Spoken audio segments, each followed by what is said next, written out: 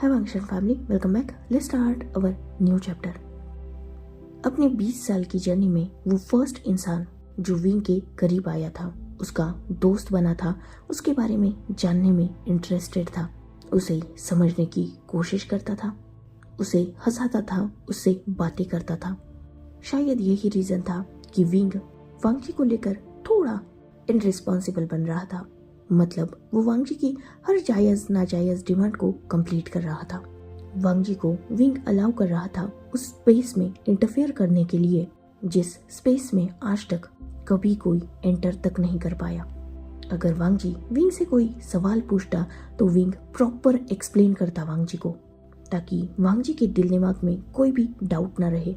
पर जहाँ एक तरफ विंग की प्रॉपर एक्सप्लेनेशन वांगजी को एक सवाल का जवाब तो दे देती, पर दूसरा सवाल उसके सामने खड़ा कर देती थी, जिसे लेकर वांगजी और ज्यादा क्यूरियस हो रहा था। अब उन दोनों का रिश्ता डेफिनेटली एक कर्स और क्योर का तो नहीं रहा था। वांगजी कहीं ना कहीं अब विंग के बारे में हर एक चीज जानना चाहता था। इसीलिए नहीं कि विंग की उसे जरूरत है, इसलिए नहीं कि विंग उसका क्योर है, बल्कि इसलिए क्योंकि वांगजी इस रिश्ते को, इन फीलिंग्स को एक प्रॉपर नाम दे पाए। और इसमें सबसे बड़ी अड़चन थी विंग का मार्क होना। वो जानना चाहता था उस अल्फा के बारे में, पर विंग उसे वो बताने के लिए रेडी नहीं था। इस बात का गुस्सा वांगजी को बहुत था, और ये बात कहीं ना कहीं वो विंग को जता भी रहा था। यही रीजन था कि विंग उस एक सवाल को छोड़कर वांगजी जो कुछ भी मांगे वो वांगजी को दे रहा था, बिना उस बात के कॉन्सिक्वेंसेस के बारे में सोचे। विंग बस ये चाहता था कि वांगजी खुश रहे, उससे ऑफेंड ना हो, उससे बात करना छोड़े ना, क्योंकि ऑब्वियसली अब सिर्फ 10 दिन बचे थे जब वो दोनों साथ है, क्योंकि उसके बाद तो वांगजी क्योर हो जाएगा एंड देन वो विंग को छोड़कर हमेशा के लिए चला जाएगा। तो इन लास्ट 10 दिनों का उनका ये ब्यूटीफुल रिलेशनशिप हर्ट ना हो, डैमेज ना हो, इस बात को लेकर विंग अवेयर था। वही वांगजी वो ये सोच रहा था कि यहाँ आया है तो हो सकता है उसका कोई मकसद होगा, और वैसे भी यहाँ मिस्ट्री बहुत ज्यादा थी और वांगजी उन सबको सॉल्व करना चाहता था। फिर चाहे वो विंग की मिस्ट्री हो या फिर हिल टॉप पे बने उस स्ट्रक्चर की, जिसे पहले विंग का घर कहा जा सकता है। लगभग 2 दिन बीत चुके थे जब वांगजी लगातार उस घर में जा रहा था, पर विंग को ये बात पता ही नहीं थी। विंग को लगा था कि बस एक ही दिन वांगजी उस घर में गया, देन वो वापस आ गया, पर वांगजी ने विंग को उसके बाद ये कभी नहीं बताया कि वो अभी भी उस घर में जा रहा है। वैसे भी अब तो वांगजी फ्रीली विंग के रूम में भी घूम सकता था। हाँ, जब विंग रूम में नहीं रहता तो वांगजी आसानी से उसके रूम में चला जाता था। ऐसा नहीं था कि ये गलत था, क्योंकि ऑब्वियसली विंग ने उसे अलाउ किया था। वैसे भी वो एक सेफ डिस्टेंस पे रहते थे, तो ये गलत भी नहीं था। और इसी के चलते कहीं ना कहीं सिर्फ मेन डोर की नहीं, बल्कि उस पुराने स्ट्रक्चर में जितने भी लॉक्स थे उन सब की कीज वांगजी के हाथ में आ चुकी थी, और विंग ये बात जानता भी नहीं था। कहीं ना कहीं एक तरीके से वांगजी ने खुद होकर ये बात विंग से छुपाई थी, क्योंकि विंग उस जगह को सही नहीं मानता था। तो वांगजी को ये डर था कि विंग कहीं उसे वहां जाने से रोक ना दे। वैसे भी सिर्फ 10 दिन बचे थे, वो जाने वाला है यहाँ से, तो क्यों ना कुछ एक्सप्लोर करके जाए, ये वांगजी की थिंकिंग थी। वही विंग वो अपना नॉर्मल रूटीन फॉलो करता था। दिन भर वो वांगजी पर ज्यादा ध्यान नहीं दे पाता था, पर जैसे ही 6:30 होते थे, ऑब्वियसली वांगजी का इंतजार विंग को होता था, और वांगजी उस वक्त वहां पहुंचता भी था। इसलिए विंग को वांगजी पर कभी डाउट भी नहीं हुआ, वरना शायद वो वांगजी को वहां जाने से जरूर रोकता। आज वांगजी का यहाँ 21th डे था, नॉर्मल था। उन दोनों ने डिनर किया, देन वो दोनों भी उसी पोर्शन में बैठ गए। वांगजी जो जब भी उस घर के बारे में बात करता, विंग थोड़ा अनकंफर्टेबल हो जाता, क्योंकि ऑब्वियसली उसे एक तो वहां से सही वाइब्स नहीं आती थी, और वो देख सकता था कि वांगजी उस घर को लेकर कुछ ज्यादा ही क्यूरियस है। पर खैर, उसे पता नहीं था कि वांगजी वहां जाता है, इसलिए वो इस बात को नॉर्मली ले रहा था। वही वांगजी ये समझ चुका था विंग के बर्ताव से कि पहले तो उसे वो जगह पसंद नहीं, वही विंग इंटरेस्टेड भी नहीं है उस जगह के बारे में जानने में, तो वो भी बस नॉर्मल बातें करता था।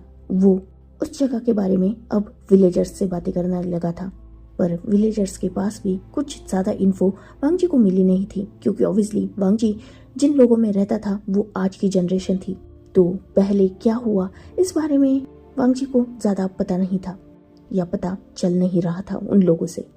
और वांग जी जो वहाँ के ओल्ड विलेजर्स थे उनसे बात कर नहीं सकता था, न वो लोगों को वांग जी पसंद आता था, न वांग जी को वो लोग पसंद आते थे। इसीलिए वांग जी को उस जगह के बारे में ज्यादा कुछ इन्फॉर्मेशन मिल नहीं रही थी, और शायद यही क्यूरियोसिटी उसे उस जगह की तरफ और विंग की तरफ भी ज्यादा अट्रैक्ट कर रही थी। वो कहावत है ना, क्यूरियोसिटी किल द कैट। कभी कभी कुछ चीजों को इग्नोर करना ही सही होता है, वरना वो जानलेवा भी बन सकती है। शायद इसका आइडिया द ग्रेट बिजनेसमैन लान वांग जी को नहीं था। खैर, फिलहाल जो मुसीबत वांग जी पर उसकी क्यूरियोसिटी को लेकर आ रही थी वो उससे पूरी तरीके से अनजान था। वही विंग वो बस एफर्ट्स कर रहा था जिससे वांग जी खुश रहे और वो ठीक रहे। नॉर्मली बातें करने के बाद जब टाइम खत्म हुआ, मतलब 10 बजे, तब वो दोनों भी उठ गए। दोनों भी अपने रूम की तरफ जा रहे थे। पहले वांग जी का रूम, देन विंग का रूम आता था, इसलिए पहले वांग जी अपने रूम में गया, देन विंग उस रूम को क्रॉस करके अपने रूम में गया। हमेशा की तरह विंग ने अपने मेंशन की सारी लाइट्स को ऑफ किया और वो अभी सोने की तैयारी कर ही रहा था, तभी उसके कानों में कुछ आवाज गई, एक डिस्टर्बिंग आवाज जो बहुत अजीब थी, एक ग्रॉन, किसी इंसान की फुसफुसाहट शायद, या नहीं, उस शांत माहौल में किसी की बातों की और किसी की साइलेंट हंसी की आवाज। क्लियरली वो आवाज विंग सुन नहीं पाया था, पर ऑब्वियसली इस घर में अब वो अकेला नहीं था, वांग जी था उसके साथ, और वो आवाज थोड़ी ही अजीब थी, इसलिए विंग चेक करने के लिए अपने रूम से बाहर आया। ऑब्वियसली उसके रूम की लाइट्स ऑन थी, पर मैंशन की लाइट्स बाहर ऑफ थी। विंग जो बस उस आवाज को लेकर क्यूरियस था, इसीलिए वो सीधा वांग जी के रूम के सामने आकर खड़ा हो गया। उसने वांग जी के डोर पर नॉक किया। 2 बार नॉक करने पर भी वांग जी ने डोर ओपन नहीं किया। विंग जो तीसरी बार नॉक करने ही वाला था, तभी उसे अपने पीछे कुछ फील हुआ। शायद वांग जी रूम में नहीं बल्कि बाहर है, यही सोचकर विंग जो टर्न हुआ, पर जैसे ही वो टर्न हुआ था उसकी बॉडी फ्रीज हो चुकी थी। फोरहेड स्वेट से कवर हो चुका था और उसकी आईज वाइडली ओपन हो चुकी थी। शायद ये फर्स्ट टाइम था जब वी वुशियान डर को फेस कर रहा है, इसलिए तो वो रिएक्ट तक नहीं कर पा रहा था। उस अंधेरे में एक शैडोली फिगर जो विंग के नज़र में आई थी। ऑब्वियसली विंग और वांग जी का रूम ऊपर था और फिलहाल विंग कॉरिडोर में खड़ा था। सामने लिविंग हॉल था और बीच में रीलिंग लगी हुई थी, और उसी रीलिंग के दूसरी साइड विंग क्लियरली उस फिगर को देख सकता था। विंग जो कुछ रिएक्ट तक नहीं कर पा रहा था, अचानक एक ही झटके में वो फिगर वैनिश हो गई। जैसे ही रूम का डोर ओपन हुआ और अंदर की लाइट्स बाहर आई, वो फिगर वहां से वैनिश हो गई। वही विंग ने पहली बार वांग जी की शैडो को खुद पर फील किया। वांग जी जो विंग को हाथ तो नहीं लगा सकता था, पर वो विंग को अब तक 2 आवाज दे चुका था। वही विंग जो अब तक जो देखा उस पर यकीन नहीं कर पाया था, उसने वांग जी की आवाज शायद सुनी ही नहीं, पर जब वांग जी ने विंग को 3rd टाइम थोड़ा लाउडली पुकारा, तब जाकर कहीं वांग जी की आवाज से विंग होश में आया और वो वांग जी की तरफ पलटा। वांग जी ने जब विंग को देखा, उसे अजीब लगा क्योंकि विंग का पूरा फेस स्वेटी था और वो थोड़ा डरा हुआ लग रहा था। वांग जी जिसने विंग की तरफ हाथ बढ़ाया ही था, तभी विंग जहाँ एक तरफ तुरंत वांग जी से 2 कदम दूर हो गया, वही वांग जी ने भी अपने हाथ को विंग की बातों को याद करके बीच में ही रोक दिया। क्या हुआ तुम्हें? इतना डरे क्यों हो? और ये इतना स्वेटी क्यों हुए तुम? विंग जिसने जैसे ही वांग जी का ये सवाल सुना, उसने तुरंत अपने हाथ को अपने फेस पर रखा। ऑब्वियसली वो लगभग स्वेट से कवर था। आज तक विंग ने रूमर्स सुनी थी, पर आज अपने सामने खुद ऐसा कुछ देखकर विंग डर चुका था। पर वो वांग जी को ये सब कुछ बता नहीं सकता। ऑब्वियसली वो सेल्फिश है वांग जी को लेकर। अगर वांग जी को उसने ये सब कुछ बता दिया तो शायद वांग जी भी उसके साथ बस 10 बजे तक इस मेंशन में रुकेगा। बाद में वो भी विंग को इस मेंशन में अकेला छोड़कर चला जाएगा। और विंग इतना बड़ा रिस्क नहीं ले सकता, वो वांग जी को खो नहीं सकता। यही सोचकर विंग ने खुद को तुरंत संभाला। उसने अपने स्वेट को अपने हाथों से ही क्लीन किया। देन उसने वांग जी की तरफ देखा। नहीं, वो कुछ नहीं, मैं तो बस तुम्हें मैं वो हाँ, मैंने तुम्हें गुड नाइट विश नहीं किया ना, इसलिए। वांग जी जिसे ये अजीब लगा। विंग, क्या बोल रहे हो? मतलब तुम वापस सिर्फ मुझे गुड नाइट विश करने आए? विंग जिसने नोट किया। तो ऐसे ऐसे मतलब? विंग जो वांग जी का ये सवाल क्लियरली समझ नहीं पाया था, पर जैसे ही उसने वांग जी के आइज को खुद पर फील किया, उसने तुरंत खुद की तरफ देखा। ऑब्वियसली विंग उस आवाज को लेकर इतना ज्यादा क्यूरियस हो चुका था कि उसने ये तक नहीं देखा कि वो अभी अभी बात लेकर बाहर आया है और उसने सिर्फ बाथरोब पहन के रखा है। भले ही वो बाथरोब अच्छा खासा लंबा था, विंग के नीज के नीचे तक आता था, पर फिर भी था तो वो एक बाथरोब या एक इनर लेयर की तरह। विंग ने जैसे ही इस बात को रियलाइज किया, उसने तुरंत वांग जी की तरफ देखा जो उसी को देख रहा था। इस बार वांग जी की नजरें फ्रेंड की तरह तो ऑब्वियसली नहीं थी, एक अल्फा की तरह थी। एक अल्फा जो अपने सामने एक ब्यूटीफुल ओमेगा को देख रहा है।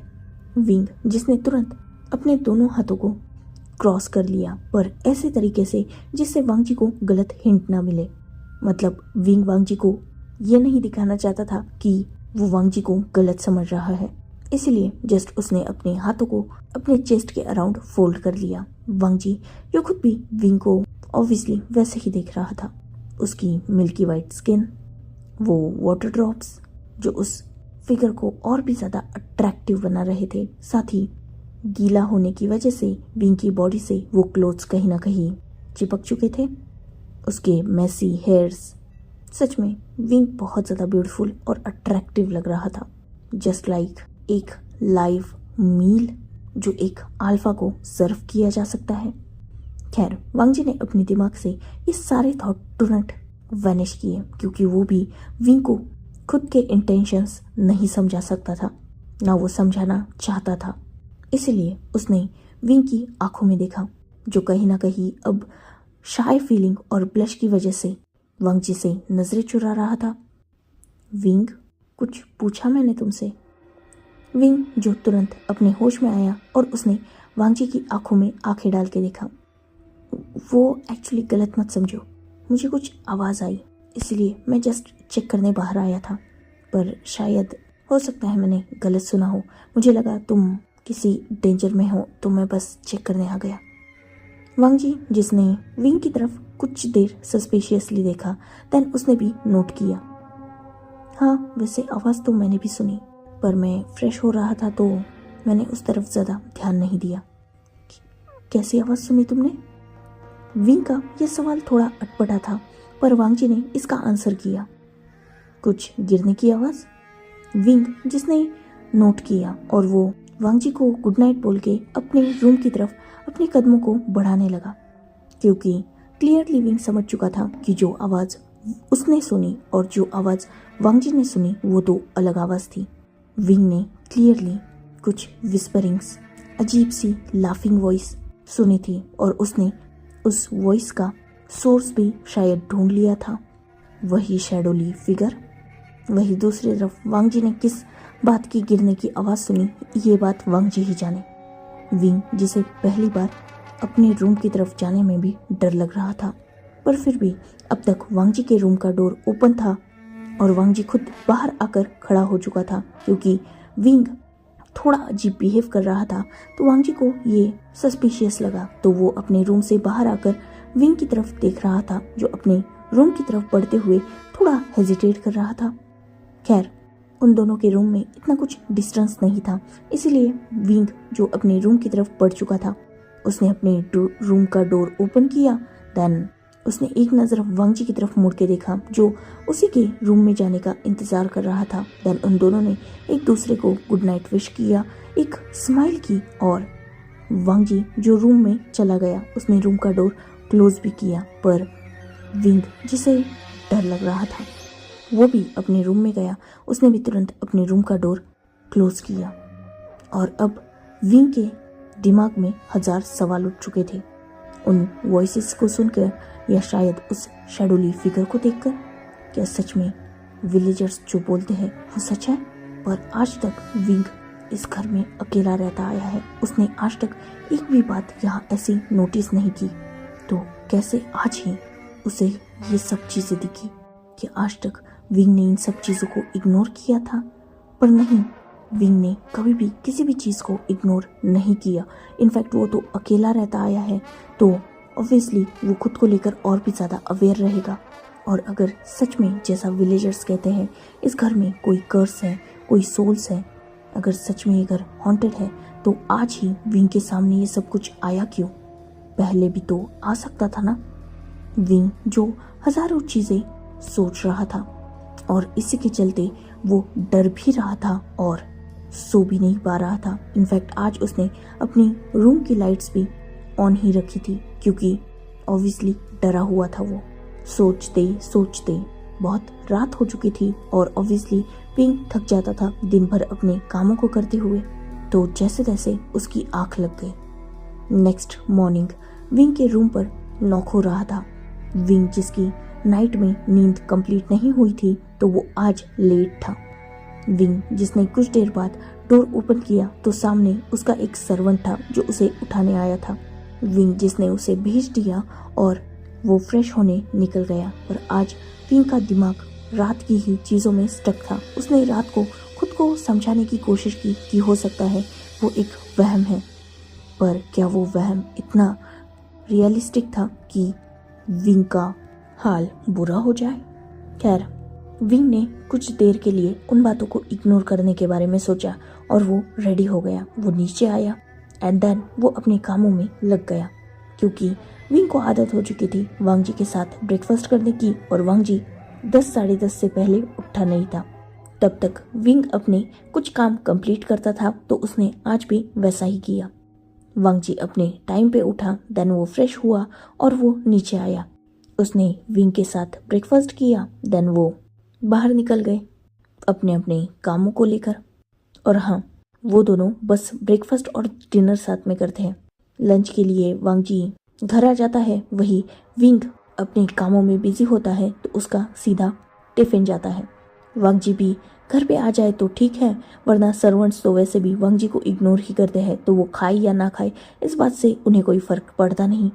और अगर विंग उनसे पूछ ले वांग जी के बारे में तो वो बस हाँ बोल के टाल देते हैं और विंग इस बारे में कुछ डीप इन्वेस्टिगेशन रख भी नहीं सकता, ना इन्फो रख सकता है, क्योंकि ऑब्वियसली वो जानता है कि अगर वो सबके सामने वांग जी की ज़्यादा केयर करेगा तो ये वांग जी के लिए डेंजरस हो सकता है। इसलिए इन लोगों के सामने ज़्यादातर विंग वांग जी को नॉर्मली ही ट्रीट करता है। इवन वो रूड होता है वांग जी के साथ और वांग जी को इन बातों का रीज़न पता है, तो वो विंग की किसी भी बात को माइंड नहीं करता।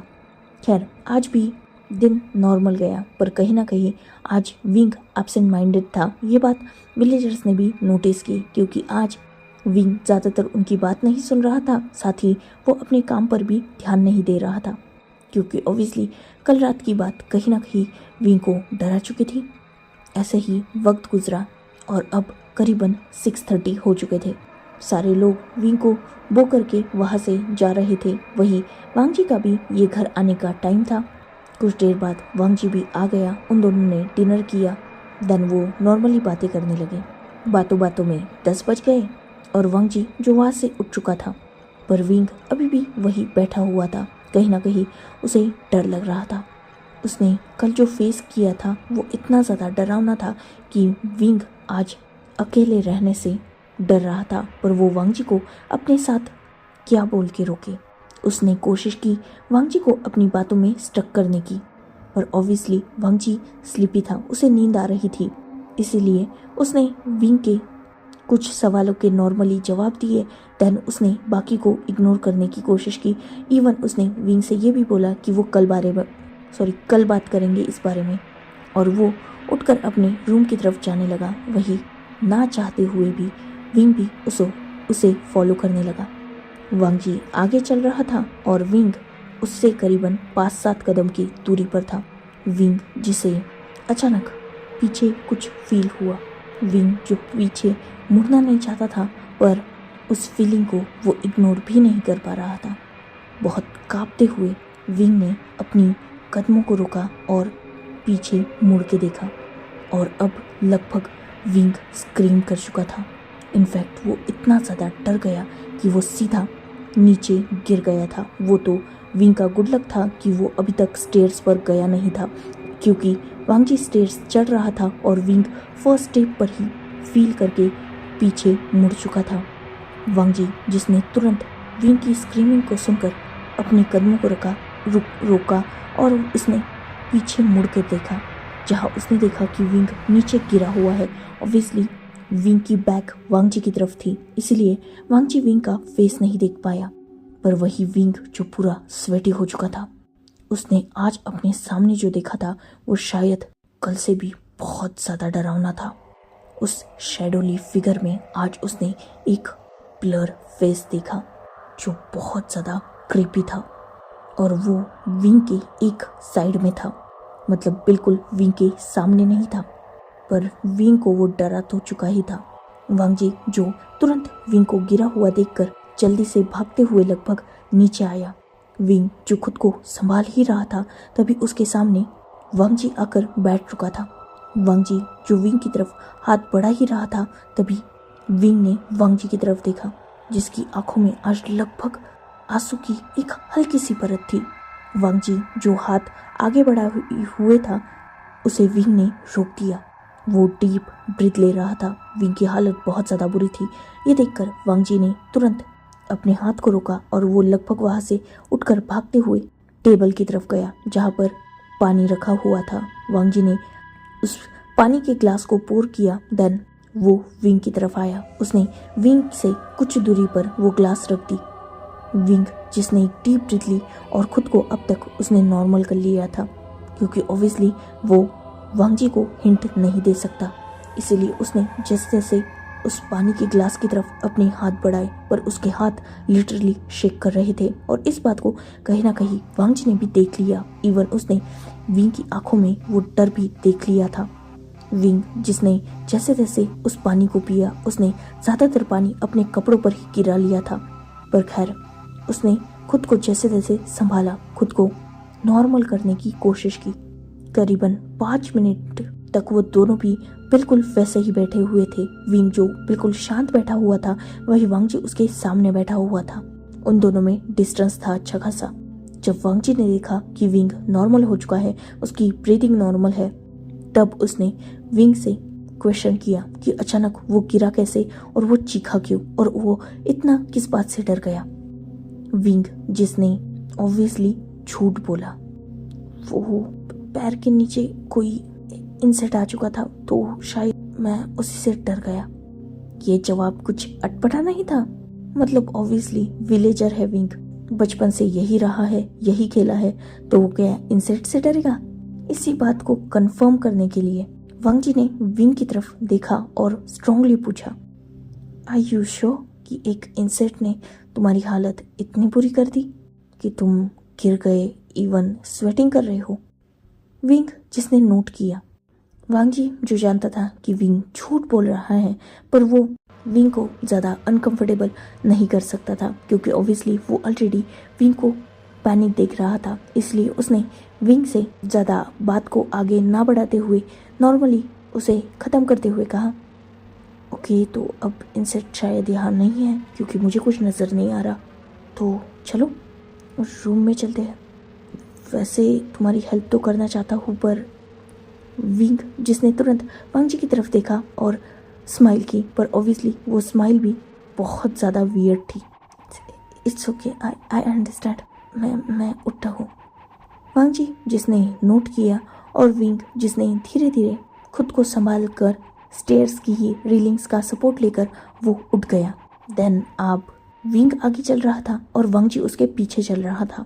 वो दोनों भी वांगजी के रूम के सामने पहुंचे। विंग वांगजी को बताना तो चाहता था, पर अगर वांगजी डर गया तो वो फिर से इस हवेली में अकेला रह जाएगा, और अब तो वो अकेला रहने से डर रहा है।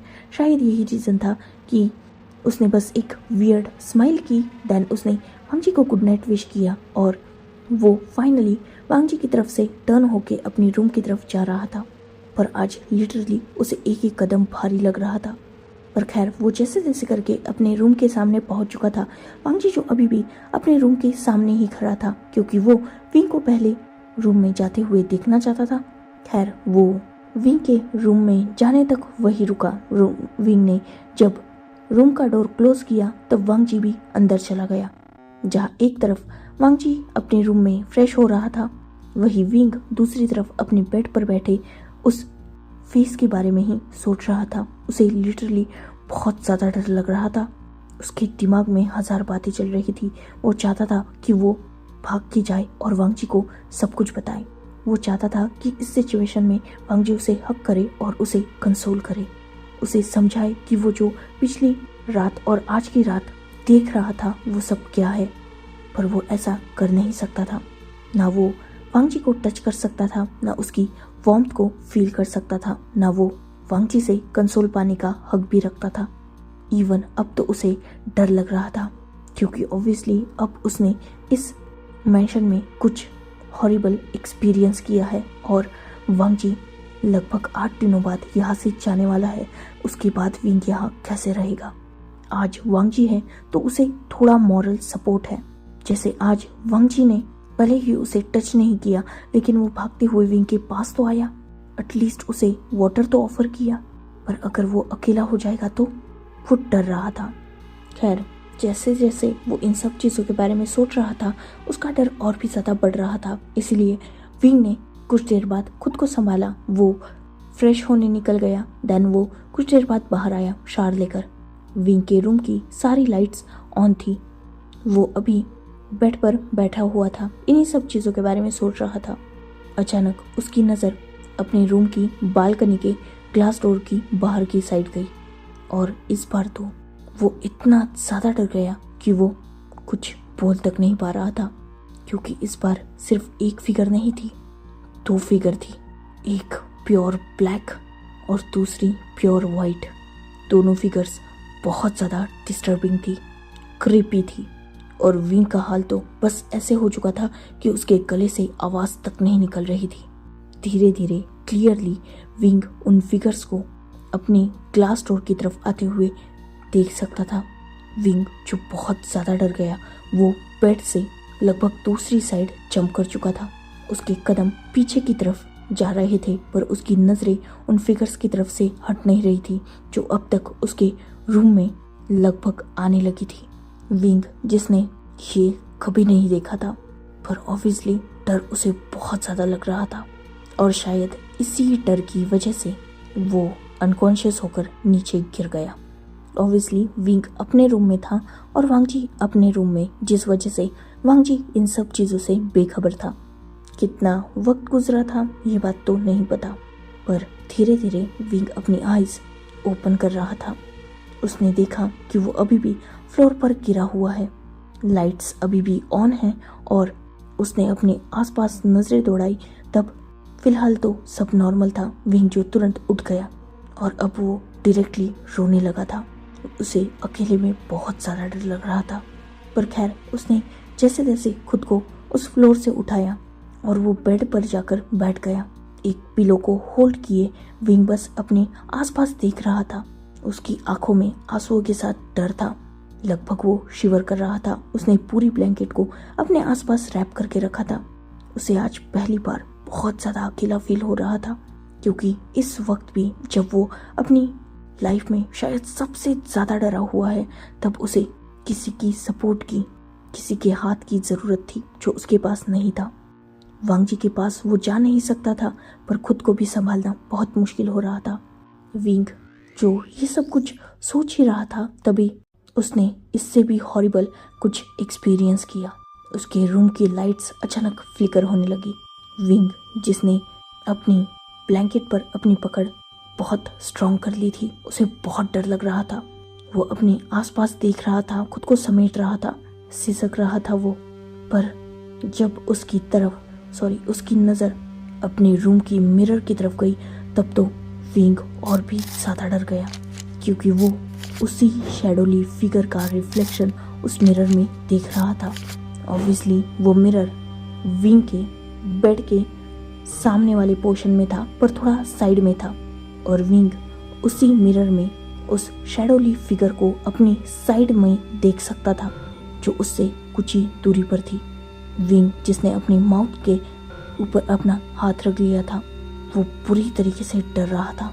पर ऑब्वियसली कब तक वो वहाँ रुक पाता। उसने जब देखा कि वो फिगर धीरे धीरे उसकी तरफ बढ़ रही है, वो खुद को होल्ड नहीं कर पाया और लगभग वो बेड से उठकर नीचे की तरफ आ ही रहा था, तभी शायद ब्लैंकेट में उसका पैर फंसा, या फिर शायद उस फिगर ने उसके साथ कुछ किया, ये तो पता नहीं। पर विंग मुंह के बल जमीन पर गिर गया था।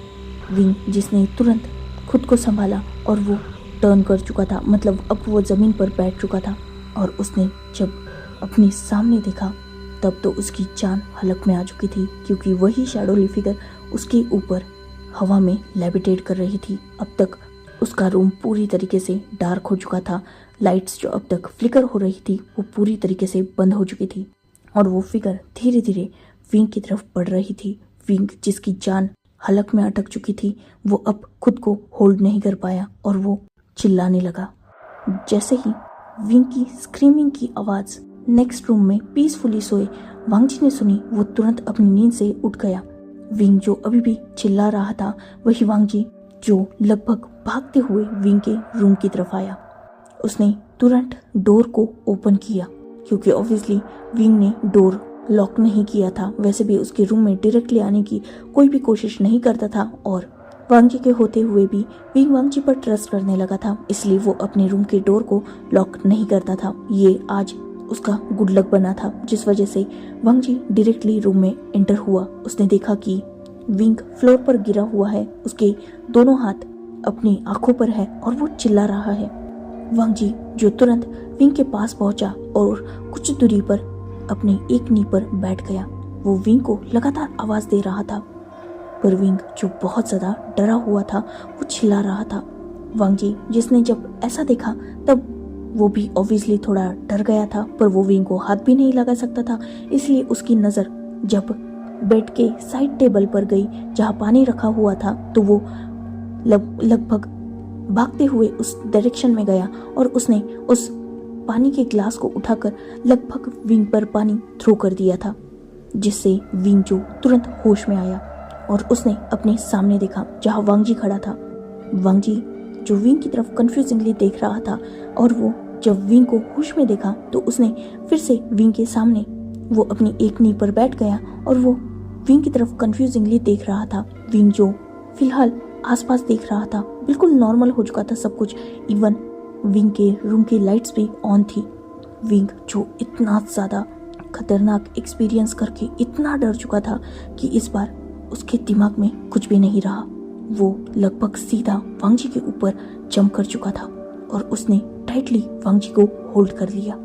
विंग, जो डीप ब्रीथ कर रहा था, पूरा स्वेटी हो चुका था, डरा हुआ था, उसे बस अब वांगजी की वार्मथ चाहिए थी।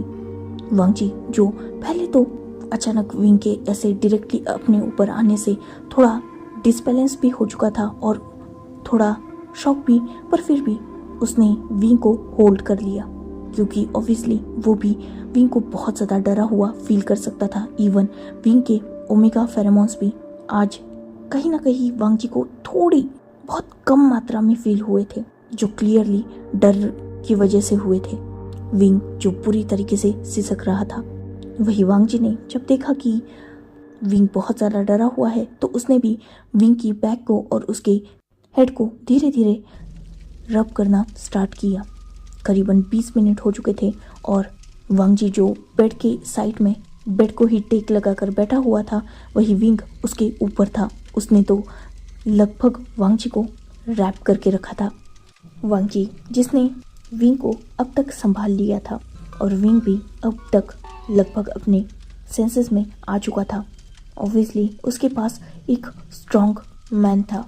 2 स्ट्रॉन्ग आर्म्स ने उसे टाइटली होल्ड करके रखा था और उन्हीं 2 स्ट्रॉन्ग आर्म्स की वार्मथ में विंग खुद को संभाल चुका था। धीरे धीरे उसने अपनी नज़र वांग जी के ऊपर डाली, क्योंकि ऑब्वियसली वांग जी स्ट्रॉन्ग मस्कुलर अल्फा था और वो विंग से टॉल भी था।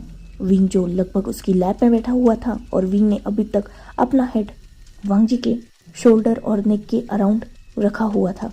तो जैसे ही विंग ने खुद को संभाल के अपने फेस को ऊपर किया, तब उसकी नज़र वांग जी पर गई जो उसकी तरफ देख रहा था कन्फ्यूजिंगली। वही विंग जो बहुत ज़्यादा क्यूट लग रहा था वांग जी को।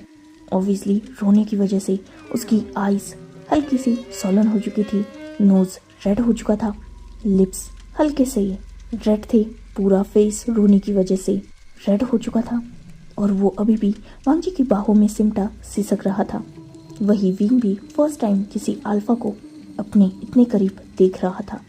उसने जब अपनी पोजीशन देखी तो सिचुएशन थोड़ी एम्बैरेसिंग थी, क्योंकि वो वांग जी की लैप में बैठा हुआ था। उसके दोनों हाथ अब तक वांग जी के बैक के पीछे थे और उसकी शर्ट को टाइटली ग्रैब किए हुए थे और उसने अपनी दोनों पैरों से भी वांग जी की वेस्ट को रैप करके रखा था।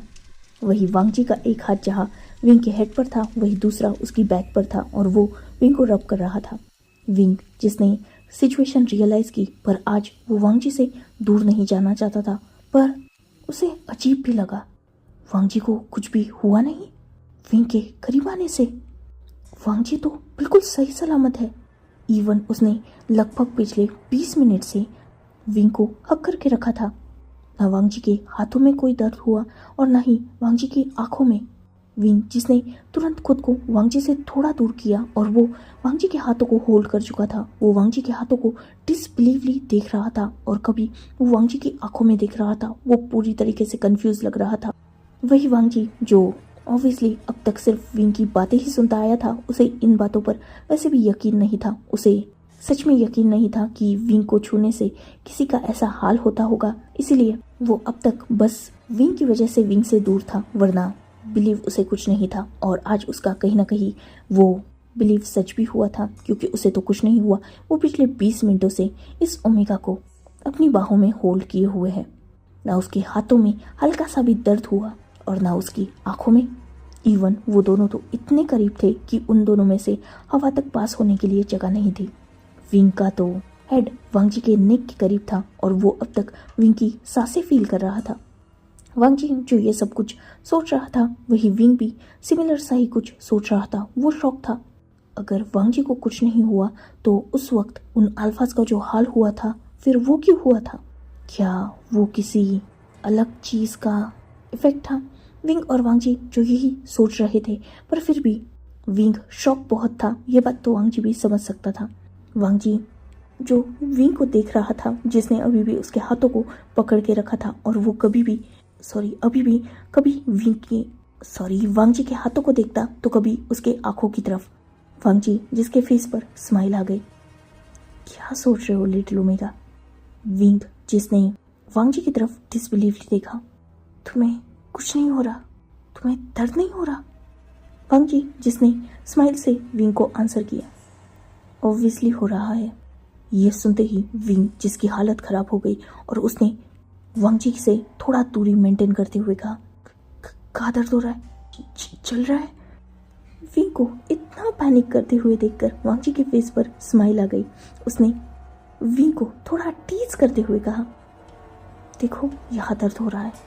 वांग जी जिसने अपने शोल्डर की तरफ पैट किया, देन उसने अपनी लैब की तरफ पैट करते हुए कहा, यहाँ भी दर्द हो रहा है। और साथ ही वांग जी जिसने अपने दोनों आर्म्स को अपने दोनों हाथों से ही पैट किया और कहा, यहाँ भी दर्द हो रहा है। विंग जिसे कुछ भी समझ नहीं आया, वही वांग जी के फेस पर बड़ी सी स्माइल थी।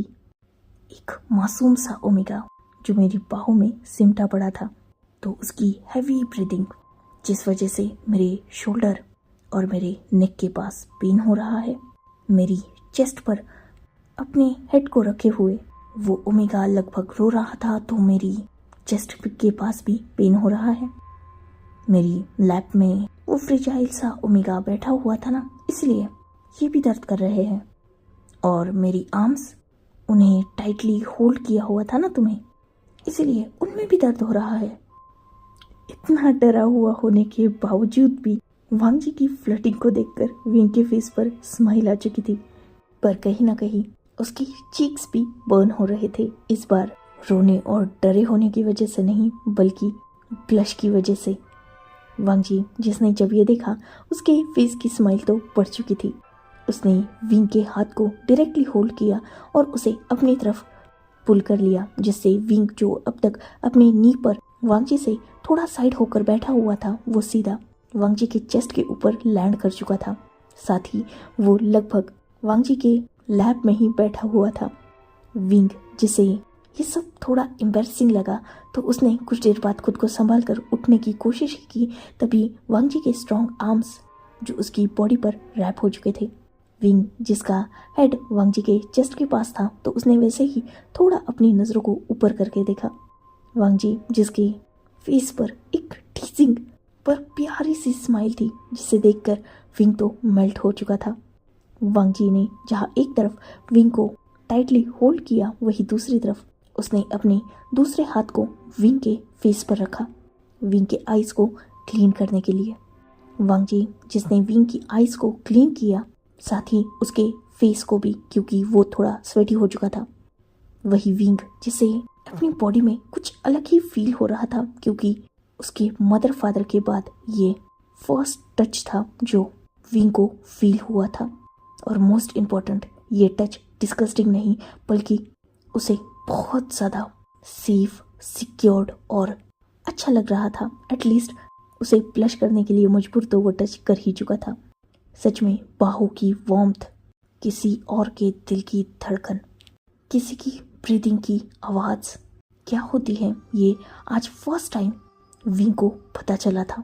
जब उसने वांग जी के चेस्ट पर अपना हेड रखा, तब वांग जी के दिल की वो धड़कनें और उन्हीं धड़कनों से मैच करते हुए कुछ अपने दिल की धड़कनें विंग ने पहली बार सुनी थी। उसके फोरहेड पर आती वांग जी की वो सांसें पहली बार महसूस की थी विंग ने। ब्लैंकेट में रैप होके वो आज तक सोता आया था।